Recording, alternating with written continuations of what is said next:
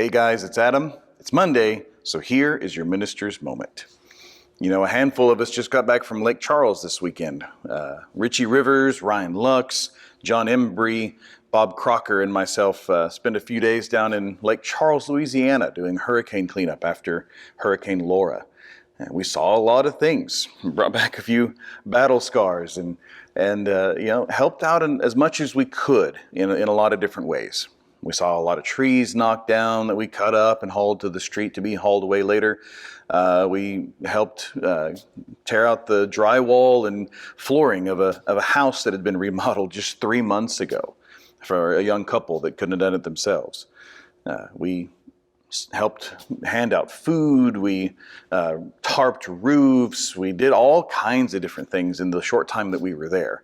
But we were reminded of one thing. On Saturday afternoon, one of the last places we visited, a house that had requested some help, in the backyard had this tree that had fallen over. It broke off about 15 feet above the ground and fell on his neighbor's backyard, and actually 2 neighbors' backyards, so 3 properties involved in this gigantic tree that had been felled by Hurricane Laura's winds. And we'd seen things like that before. I mean, lots of trees everywhere that have been knocked down and just cut up some limbs, cut it in pieces, let it get hauled off later. No big deal, usually. This tree was different. As we looked at it, the closer we looked, for one, it had poison ivy all over it, so Bob was out. He's highly allergic to poison ivy, so he couldn't be involved. John was riding home with him later that day, and so John couldn't be involved because of his proximity with Bob and being able to get home. And the more we looked at this tree, it wasn't just a normal fallen tree. It had fallen over, and on the way down, somehow had twisted a little bit on the way down, and which meant it had cracks going all down the 15 feet of trunk that was still attached to the ground, and there was a lot of pent up energy in this tree.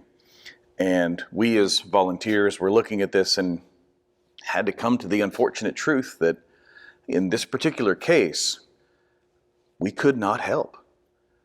I think it's a good reminder that sometimes it's okay to look at a situation and say, you know what? I'm not equipped to handle this. It's okay to say, I want to help, but in this situation, I'm going to have to refer you to somebody else. I'm going to have to call in some backup, even maybe call in some professionals to help out in this situation, because I'm sorry, I'm just past my skill level. Reminds me a little bit of David and Goliath, actually.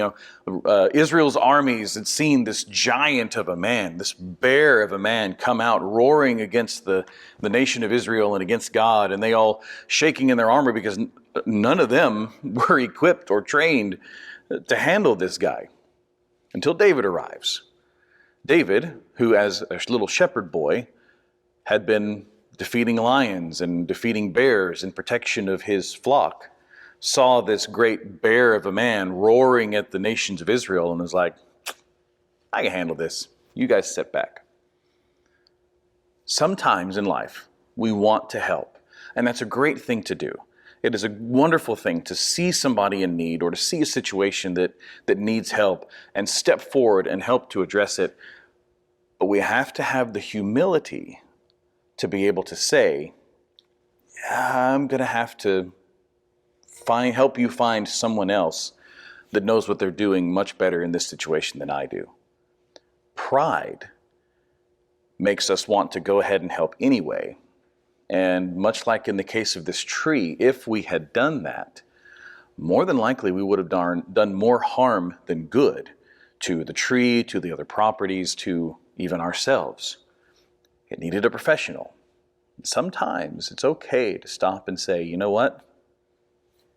I've reached the limit of my skill. Let's find somebody else that knows more what they're doing. But you continue to work with them. You continue to be involved. You continue to help. But you refer to somebody that's better equipped. And that's okay. Let's do what we can to be humble enough to know when to help and know when to punt, know when to find somebody else that's better at it than we are. pride can get in our way and can make us, can get us into a situation where we do more harm than good. And we want to do more good than harm, right?